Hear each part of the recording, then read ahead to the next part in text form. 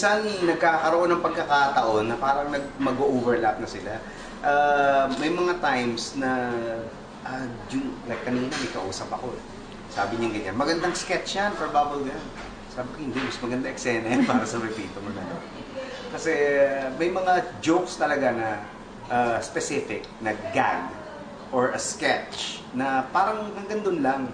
Whereas kung dadalhin mo sa sitcom, manganganak pa eh. And vice versa.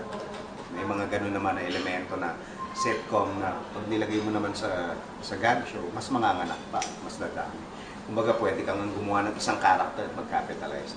Mahirap, pero buti na lang medyo magkakalapit at magkakakilala, magkakaibigan yung creative staff ng Repito at saka ng Bubblegum.